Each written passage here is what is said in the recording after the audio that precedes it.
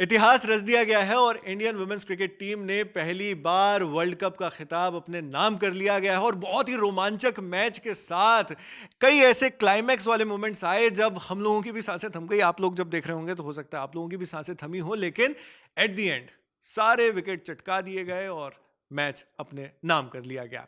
Match का क्या रहा पूरा सीन, ओवरऑल रिव्यू क्या है, हमारी साथी रिया जो है वो पूरी एकदम नजरें गड़ाकर देख रही थी मैच को और उन्होंने सारी चीजें, बहुत से रिकॉर्ड्स, क्या क्या चीजें हुई हैं इसमें, सारी छोटे छोटे ऑब्जर्वेशंस भी ले रखे हैं। तो रिया से जानते हैं। रिया, सबसे पहले तो मैच के बारे में कहिए, फाइनल आपका क्या कमेंट होगा इसको देखकर? सबसे पहले तो आपको और हमारे जितने भी दर्शक हैं जो फिलहाल देख रहे हैं उन सबको बहुत बहुत मुबारकबाद, क्योंकि हम वर्ल्ड चैंपियन बने हैं, अपने घर पे वर्ल्ड चैंपियन बने हैं।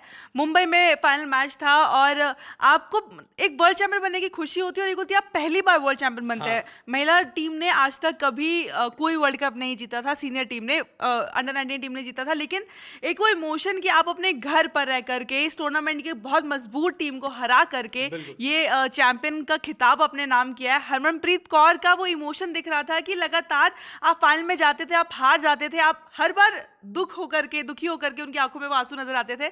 आज हरमनप्रीत कौर जब खुश थी तो उनकी वो खुशी इतनी पर्सनल लग रही थी, इतना अंदर लग रहा था, क्योंकि हमने उनको 2017 में रोते हुए देखा, हमने उनको T20 वर्ल्ड कप में रोते हुए देखा और आज हमने अपने प्लेयर्स को खुशी से जश्न मनाते हुए देखा। कोई किसी के कंधे पे सर रख के रो नहीं रहा था, कोई निराश नहीं था। We were on the other side of the table और ये खुशी पहली बार महिला क्रिकेट फैंस को मिली है, भारतीय क्रिकेट फैंस को मिली है कि उनको ये इमोशन फील करने को मिल रहा है that we are the world champion. और अब अगर आंसू आएंगे भी आंखों में तो वो खुशी के आंसू होंगे, जीत के लिए जो जश्न होगा उसकी, जीत के जो इमोशंस होंगे उसमें आंसू निकलेंगे। और कौन सा ऐसा मोमेंट था जब आपको लगा कि यार दिस इज द टाइम, अब हम लोग तो जीत के ही रहेंगे? मुझे लगता है इस पूरे मैच का सबसे बड़ा turning point was south Africa की जो कैप्टन है लारा, उनका विकेट, क्योंकि एक ऐसे खिलाड़ी जिन्होंने सेमीफाइनल में सेंचुरी बनाई और अपनी टीम को वो फाइनल तक लेकर के आई, फाइनल में भी पूरी तरीके से उन्होंने पकड़ बनाकर रखी, एक छोर पे मजबूती से खड़ी थी और उनके खड़े रहने तक भारतीय फैंस लग रहा था कि हाँ जीत सकते हैं, लेकिन उनके रहने तक एक भरोसा नहीं हो रहा था, क्योंकि अगर वो है तो वो मैच को निकाल के ले जा सकती हैं। और हम 2023 में एक बार वो दुख झेल चुके हैं कि अपने ही घर पे अपने लोगों के सामने एक वनडे वर्ल्ड कप का फाइनल हारना, दोबारा से नहीं चाह रहे थे कि वैसा कुछ हो, लेकिन इस बार ट्रेविस हेड टाइप कोई पारी लारा नहीं खेल पाई और भारतीय गेंदबाजों ने पूरी तरीके से उन्होंने वापसी कराई और ये मेक श्योर किया कि हम ऑल आउट करेंगे, हम 10 के 10 विकेट लेंगे, उसके बाद अपने आप को वर्ल्ड चैंपियन कहलाएंगे। तो मुझे लगता है कि वो एक विकेट बहुत जरूरी था। उस विकेट के बाद एक राहत की सांस थी। आप तो न्यूज रूम में हम लिटरली उस विकेट के बाद उछल रहे थे, कूद रहे थे, नाच रहे थे, क्योंकि हमको पता था कि अब ये मैच हमारा है, क्योंकि हमने उनकी सबसे मजबूत कड़ी जो है उसको बाहर कर दिया है। उनको बड़ा टर्निंग पॉइंट उन्होंने जाते जाते भी 101 रन, मतलब वो अपना ऐसा रिकॉर्ड उन्होंने रन बना लिया बिल्कुल कि लग रहा था कि यार इन्हें अगर आउट नहीं किया तो क्या कर सकते हैं। और सबसे ज्यादा जो आपने बात की कि सारे विकेट्स गिराकर, तो एंड में ये मोमेंट आ चुका था जब लग रहा था कि अब तो ये लोग कोशिश भी कर लेंगे तो भी हो सकता है वो आंकड़ा ना छू पाए, लेकिन जब 10 की 10 विकेट जो थे वो जब गिर गए और जब वो उन्होंने फाइनल कैच अपने हाथों में लिया तो वो मोमेंट, वो एकदम खुशी, एकदम वो जश्न का माहौल एकदम अलग ही था। Because this was not about कि यार ओवर्स खत्म हो गए, रन नहीं बना पाए, हार गए, नहीं, हमने ऑल आउट करके मैच जीता।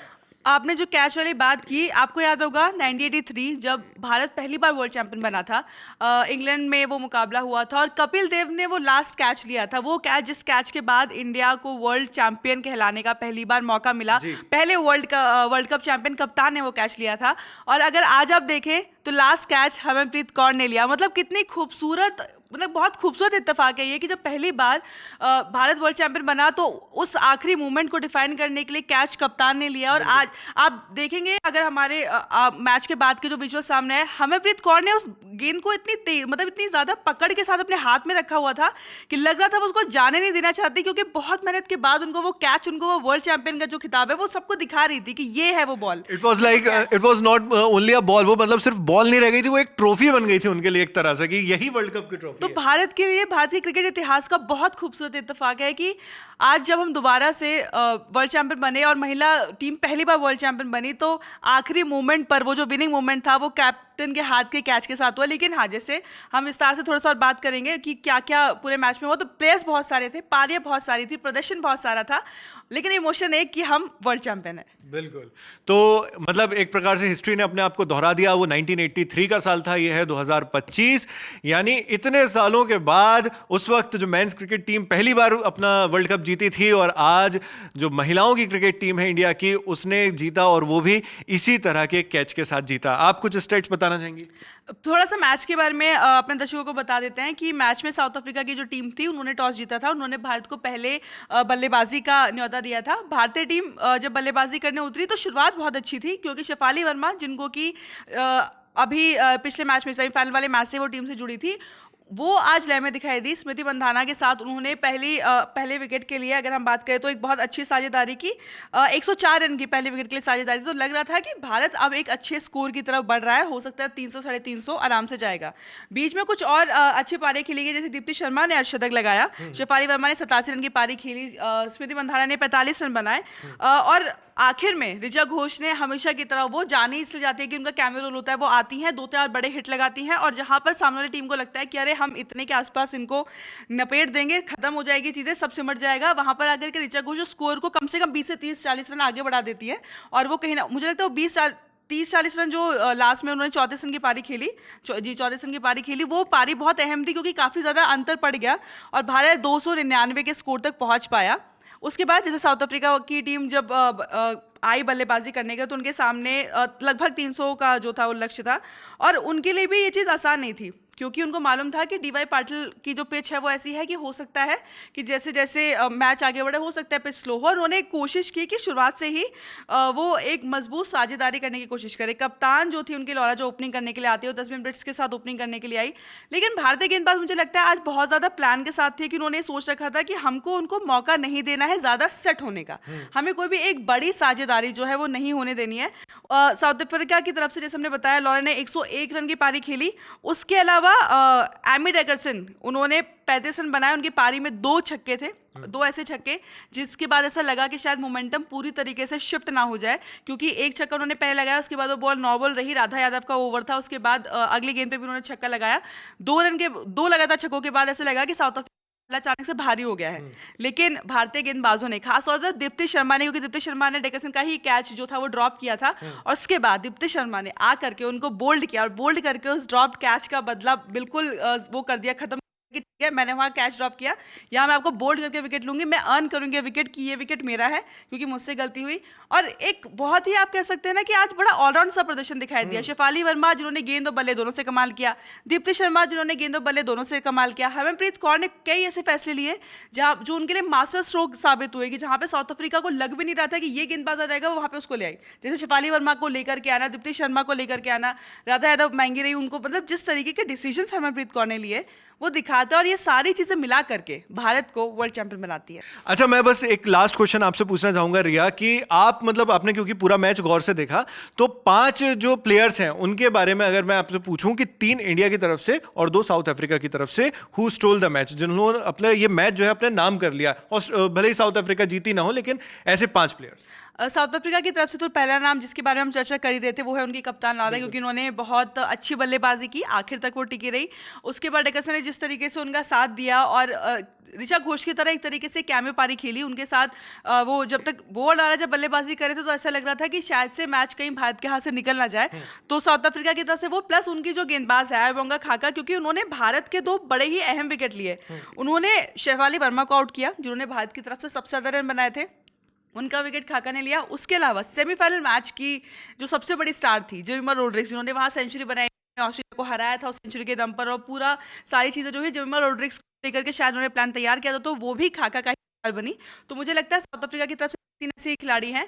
और अगर हम भारत की तरफ से इस मैच में बात करें तो एक तरीके से ऑलराउंड प्रदर्शन देखने को मिला शेफाली वर्मा और दीप्ति शर्मा की तरफ से। सबसे पहले शेफाली वर्मा के बारे में बात करते हैं। 87 रन की उनकी पारी थी, जिसमें कि आपने देखा कि कई बड़े शॉट्स है, सब कुछ है। दीप्ति शर्मा की अगर बात करें तो उन्होंने 58 रन बनाए, 58 रन की उनकी पारी थी। इसके बाद दीप्ति शर्मा ने, अगर जब गेंदबाजी की बारी आई तो दीप्ति शर्मा ने 5 विकेट लिए। मतलब उन्होंने एक ऐसे टाइम पर, क्रूशियल टाइम पर विकेट लेकर के मैच को मोड़ा जहां पर साउथ अफ्रीका की टीम एक मजबूत स्थिति में दिख रही थी। तो उस लिहाज से भी मुझको लगता है कि वो चीज़ बहुत ज़्यादा अच्छी रही। इंडिया साउथ अफ्रीका की गेंदबाजी के टाइम पे शेफाली वर्मा को जिस टाइम पे लाया गया था, उस टाइम पर साउथ अफ्रीका एक्चुअल में बहुत मजबूत स्थिति में थी और हरमनप्रीत कौर ने, आप कह सकते हैं एक तरीके से गैम्बल खेला और सोचा कि मैं शेफाली वर्मा को गेंदबाजी पे लगाती हूँ, क्योंकि ओपनर है, उनको सामने वाली टीम को शायद ना लगे कि बहुत अच्छा गेंद डाल देंगे या क्या कर देंगे, ओवर कॉन्फिडेंस मैच हो सकता है। और वो दिखा थोड़ा सा शायद से उनके अंदर वो था कि यही कारण था कि शेफाली वर्मा ने 2 विकेट चटकाए और 2 बहुत अहम विकेट चटकाए। अगर मैं बताऊं आपको किस किस को आउट किया है उन्होंने, तो शेफाली वर्मा ने सुनलू को आउट किया जिन्होंने 25 रन बनाए थे। उसके अलावा उन्होंने मैरिजा ने कैप को आउट किया। तो जब आप 2 बड़े विकेट एक साथ चले जाते हैं तो सामने वाली टीम बैकफुट पे चली जाती है, खासतौर पे तब जब आप चेस कर रहे हैं। तो ये दोनों खिलाड़ी मुझे लगता है, दीप्ति शर्मा, शेफाली वर्मा, 2 ऐसे खिलाड़ी थी जिन्होंने भारत की तरफ से किया, और ऋचा घोष जिनकी कैमियो पारी के बारे में हम बात कर रहे थे। तो ये ऐसी खिलाड़ी थी जो मुझे लगता है कि भारत के लिए सारे, भारत की फील्डिंग आज कुछ आखिर में कुछ कैच वैसे छोड़े, लेकिन एक रन को बचाने के लिए बहुत डाइव वगैरह लगाए, तो वो बहुत शानदार था। हाँ, तो ये 5 प्लेयर्स थे जिन लोगों ने बहुत अच्छा परफॉर्म करके दिखाया इसमें, लेकिन ऑब्वियसली मैच तो इंडिया के नाम ही रहा, वर्ल्ड कप इंडिया के नाम रहा। और वैसे हम लोग अब चूंकि जिस तरह से रिया बता रही हैं कि दीप्ति शर्मा और साथ में शेफाली ने जिस तरह की परफॉर्मेंस दिखाई, तो उन पर एक अलग से भी वीडियो बनता है, तो इन पर भी हम बात करेंगे और आप तक अलग से उन पर डेडिकेटेड वीडियोस पहुंचाएंगे। बाकी ये पूरा मैच देखने के बाद और ये पूरी जो खबर है, जो डिटेल्ड एनालिसिस हमारी साथी रिया ने आप तक पहुंचाया, उस पर आप क्या सोचते हैं हमें कमेंट बॉक्स में लिखकर जरूर बताएं। मैं हूं नावेद, देखते रहिए दी ललन टॉप। पूरे देश में संपूर्ण लॉकडाउन होने जा रहा है। खाली पेट और खाली जेब, घर लौटने की मजबूरी। तो क्या करें सर? करीब 36 किलोमीटर पैदल चलकर चुके मजदूरों को नींद आ गई और इसी बीच आई मालगाड़ी ने इनसे इनकी जिंदगी छीन ली। आर्टिकल 15 क्या होता है बताइए? आप किसी के साथ भेदभाव नहीं कर सकते। गांव में इनके जितना कोई है तेज पढ़ने वाला ना। कितने दिन आपको काम मिल जाता है? पहले 2 दिन पहले कमाए थे सर, अब फिर 4 दिन से बैठे थे। तो लगभग 50 लोगों के लिए जो भी है 2 बाथरूम है। अब किसी तरह तो एडजस्ट करना पड़ेगा। नहीं, छात्र पुलिस को धक्का देकर आगे बढ़ रहे हैं। बुला कर 10 को केस कर देंगे। जिस दिन सारे लोग निकल जाएंगे घर से नौकरी मांगने के लिए, उस दिन ये कहाँ से रोकेंगे उन्हें? लाठियां बरस गई, छात्रों पर लाठियां बरस गई है। पुलिस कहा करती थी कि हमारा एकमात्र मैंडेट है, हम लाश उठाएं, हम रोकने नहीं जाएंगे। Literally summoned by the Chief Minister and said कि जंगल राज का खात्मा नहीं हो सकता है क्या? A Makana board will be established in the state. इससे कुछ होने वाला नहीं है। बिहार को चाहिए होगा मैन्युफैक्चरिंग।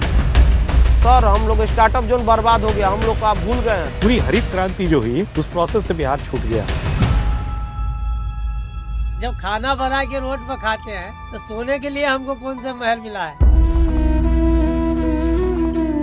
तो एक दिन का मजदूरी कितना देते हैं? यहाँ पहले तो 3 किलो मिलता है सर। अनाज देते हैं? हाँ, चावल। रुपया नहीं देते? नहीं। ये है बिहार।